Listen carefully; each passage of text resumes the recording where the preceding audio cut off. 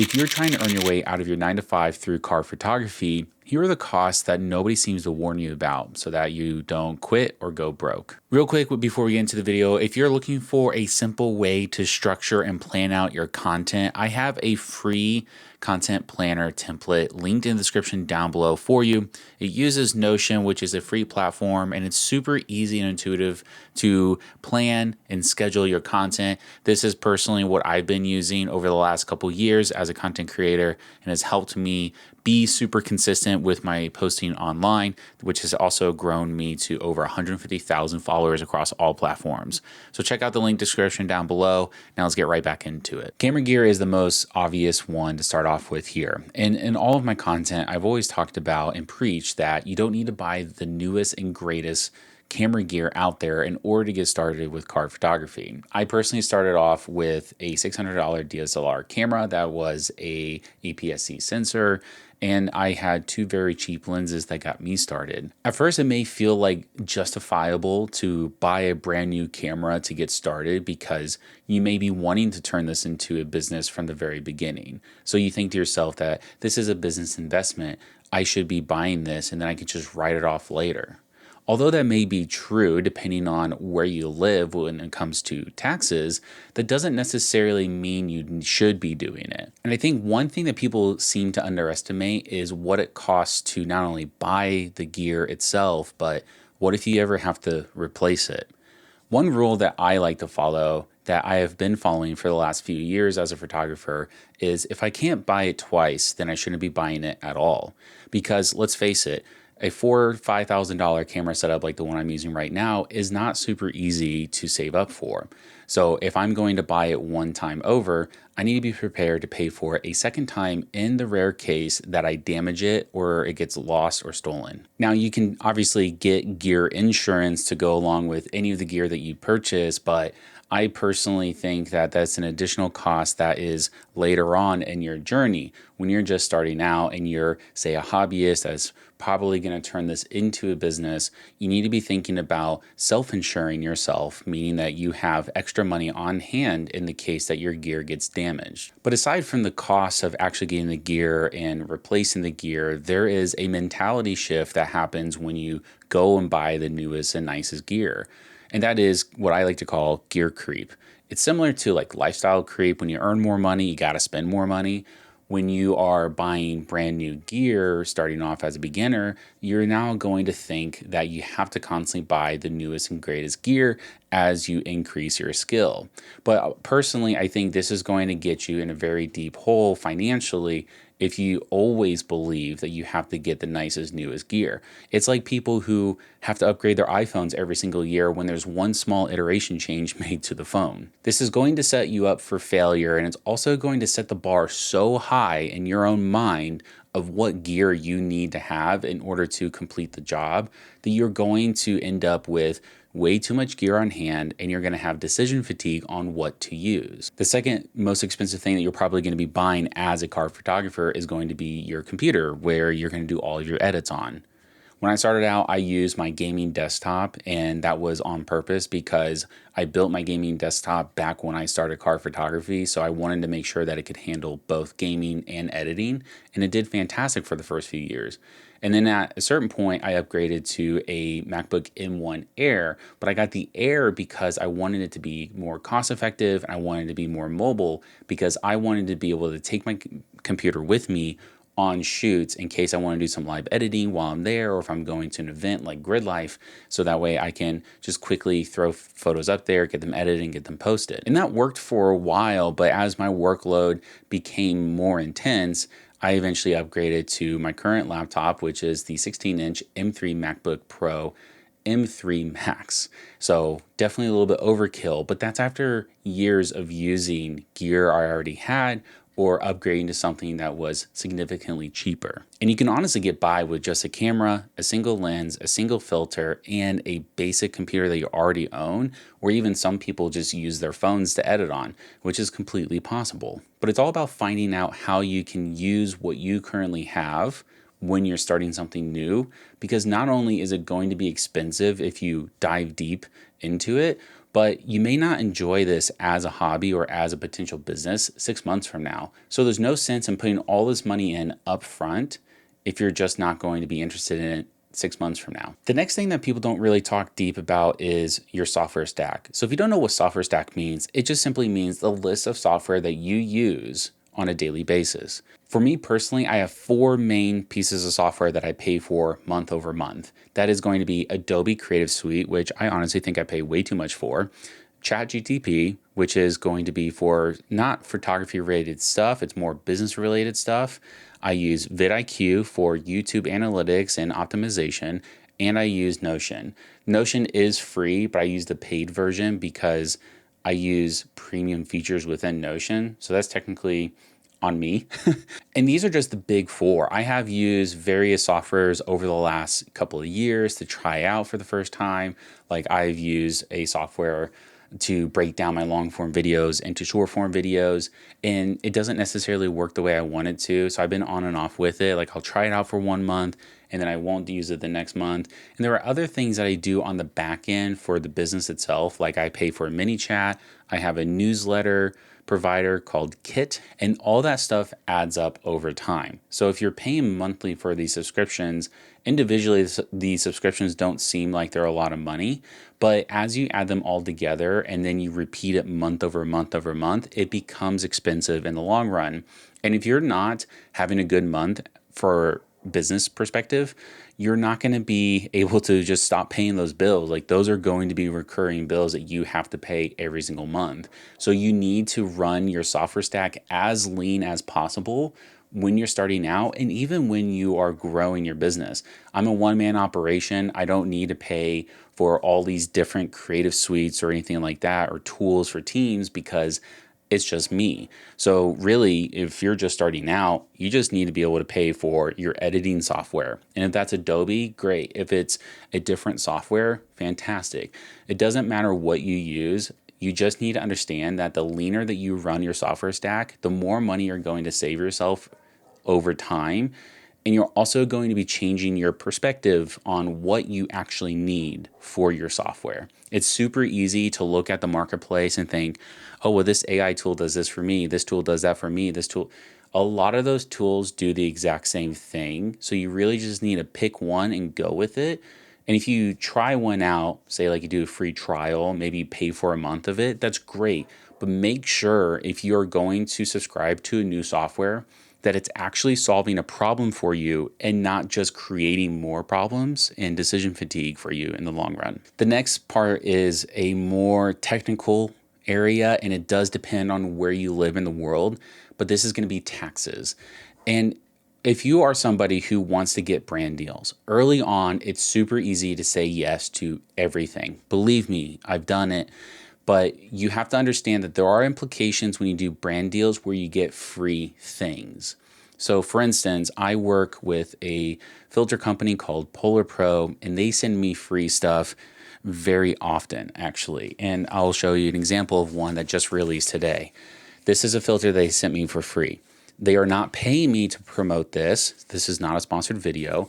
And they're not expecting me to post anything about this. They simply say, here you go, have this, use it, talk about it if you want to, stuff like that.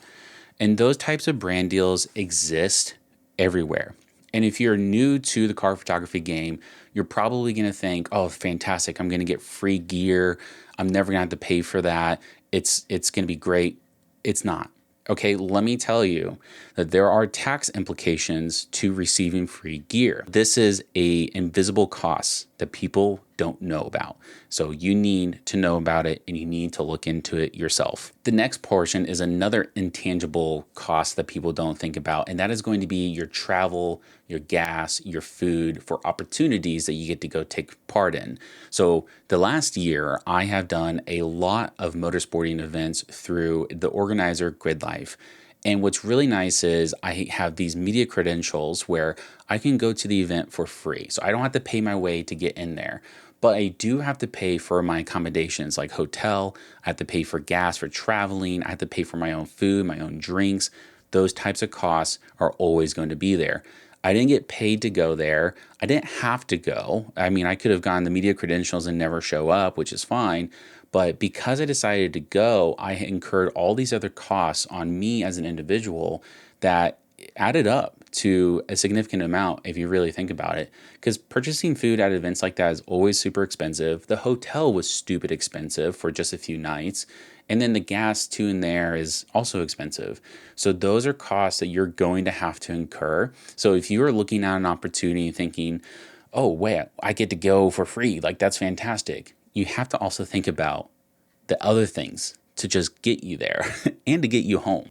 If I'm going to be completely honest with you, I think I spent anywhere from $200 to $400 just to go to Road America for 3 days. But the nice thing is that when you look at this, you can turn a negative into a positive with this, because let's face it, I would love to go to Road America every single year for an event like that, because the experience itself is amazing. I love the track. I love working with Grid Life when it comes to media. So I'm definitely going to hop on board and say yes to any media event that I can go to that involves Grid Life, because the experience alone is worth the cost. So don't think about this as like, oh, well, I should never do it because I have to spend all this money to go do it. If the event or the experience is worth the cost to go there and experience it, do it. I would much rather you spend the money on the experience than spend the money on the gear. Okay. So don't go buy a $4,000 camera. Go buy a $1,000 camera and then save the $3,000 you would have spent on a more expensive camera, and save that to go and experience these events that you have always wanted to experience. Whether it is that you have to buy your own way in, like get a general admissions ticket, or if you're lucky and you get media credentials, but you still have to pay to travel there, whatever, doesn't matter. I would much rather you pay the money for the experience than the gear. And the last cost that people definitely do not think about is your time. Now, time is very valuable, and I always live by the phrase that money is replaceable, but time is not. And so when you're starting this car photography business of yours, you're likely starting it on the side of your day job. And if you work a traditional 9 to 5 job, you're working at least 40 hours a week, and some of you may be working more than that. But to devote enough time to this business week over week is going to take up at least 20 to 30 hours a week if you really, really want it to grow. And that is essentially a part-time job on the side of a full-time job, family responsibilities, house responsibilities if you own a house, and literally everything else in life. So you have to make time for it, but you also shouldn't let it overtake more important things like your day job and your family and stuff like that, because this is a side hustle, and it's called a side hustle for a reason. As you build this more and it becomes more of a full-time thing for you, then your time allocation towards it will likely increase. If you're doing it full-time, it could be 40 hours a week that you do eventually, and maybe you leave your 9 to 5 job, which is the ultimate goal in this scenario, right? You want to be able to build this business up to where you can completely replace your income. What some people don't realize, though, is that running a business can sometimes take more than what a full-time job does as far as time commitment is concerned. When it comes to running a business, you actually end up spending more time than you would at a traditional 9 to 5 job. But that depends on the complexity of your business. If you are a solo entrepreneur like myself and you literally do everything, you will eventually spend more time running this business than you would be if you just worked a traditional 9 to 5 job. So this is an unseen cost that is not replaceable. So you need to be sure that when you are building this business, you can scale it to what makes the most sense for your current lifestyle. And if you don't want to work 50, 60, 70 hours a week as a business owner, then you may want to consider outsourcing certain things to other people as your business becomes more successful. But that's more advanced and later on down the line. When it comes to starting off your car photography business, you're likely going to be committing at least 20 hours a week if you want to do it right, to building this up, getting a client base, going on photo shoots, editing your photos. If you're creating content for online social media, you have to be able to edit videos and stuff like that. There's a lot of things that go into it. And again, you can make that easier on yourself by creating a system and having a planner, which if you want a simple and free planner to use, you can go to the link in my description down below, and I have a free Notion template planner for content. And it's a very simple, easy to follow planner that you can use to schedule your content for yourself. But it can at least give you a calendar view of how you're allocating your posts. And at first, you're going to get very little to no return when you're starting off this business. Like any other business, you're going to actually put more into it than you get out of it. And that is going to be temporary, and you need to understand that. But the time that you're putting into it is going to have a better return and providing you more money in the future with all the upfront costs that you're putting into it, from gear, travel, for your experiences, your time, things like that. Now, reflecting back on my own journey so far, there are a few different things that I would have changed if I were to start over again. First and foremost, the subscriber count, the follower count, all those vanity metrics, likes, stuff like that, does not matter. That is not what drives your business forward. Yes, you need an audience to attract the right people to hire you for photo gigs and stuff. But just because you have 1,000 followers doesn't mean you're never going to get an opportunity. And just because you have 150,000 followers, it doesn't mean you're going to get all the opportunities in the world. Be very intentional about where you choose to grow your audience, your business. So if you are somebody who thrives on social media like Instagram, TikTok, or even YouTube Shorts, if that is where you thrive, focus on it. But I would focus on one platform at a time. Build up one platform, understand how you work when it comes to your cadence, your systems and stuff like that. And then once you build an audience on there, then you can consider building elsewhere. And that's pretty much the approach I took. I was primarily posting on Instagram. Sure, I would cross post the other platforms, but majority of my growth was on Instagram. And now that it's to a point where I'm completely content where it's at, I now shift my focus to building on YouTube because YouTube has always been my long game. Early on, when I was growing my Instagram following, I was earning nothing from it. I was posting content without expecting anything in return, which I still stand by doing that. But the amount of hours I put into it versus what I got in return diminished greatly over time. After the first year of posting twice a day, every single day, and growing my following to the 150,000 mark, I started looking at like what my return was, and it was very negative. I didn't even break even when it came to costs monetarily, and I put so much time into it that I couldn't keep that up after the first year because I had a kid. Other responsibilities, more important things came up, so my time commitment decreased there. But the less time that I put in on YouTube, I've actually gotten more in return than I ever did on Instagram.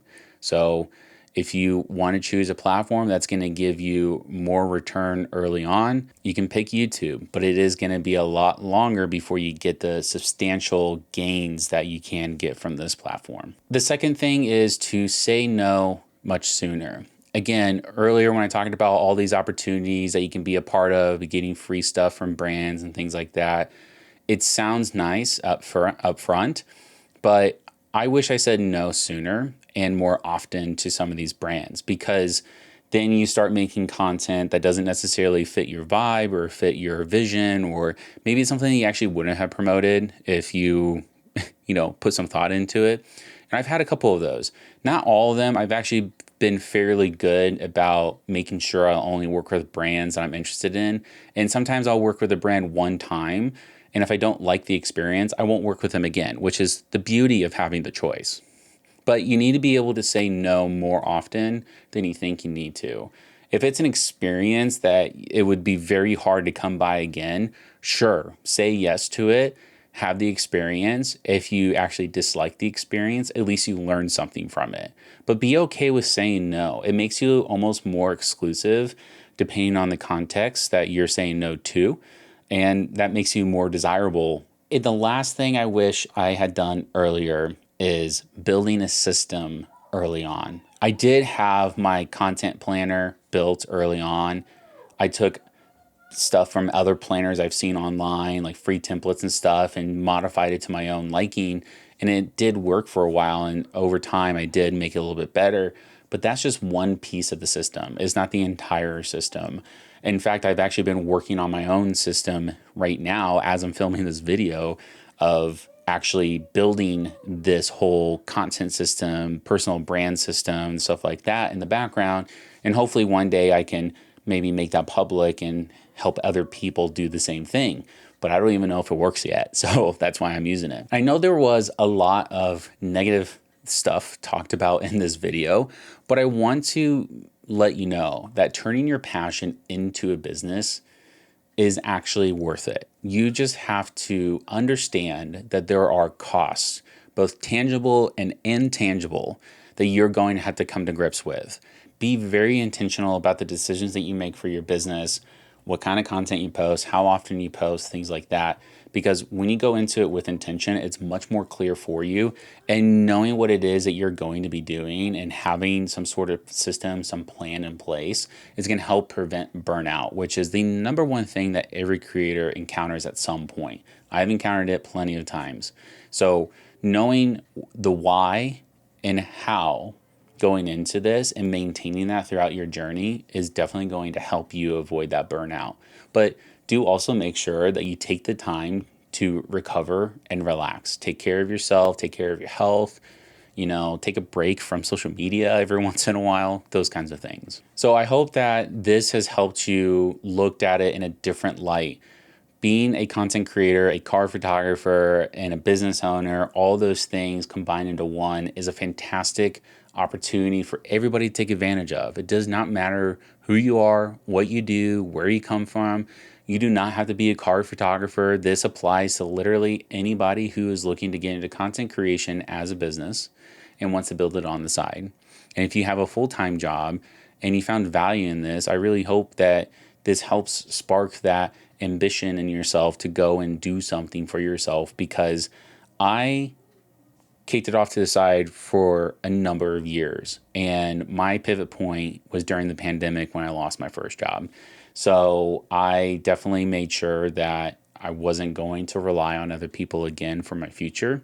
And that is what really drives me to keep pushing the envelope on what it is I can do in this business. If you like this video, please be sure to leave a like down below. If you have any comments, like questions, insights, your own perspective on things, put it in the comment section. Let's have a discussion about it, because I would love to know your thoughts on things too.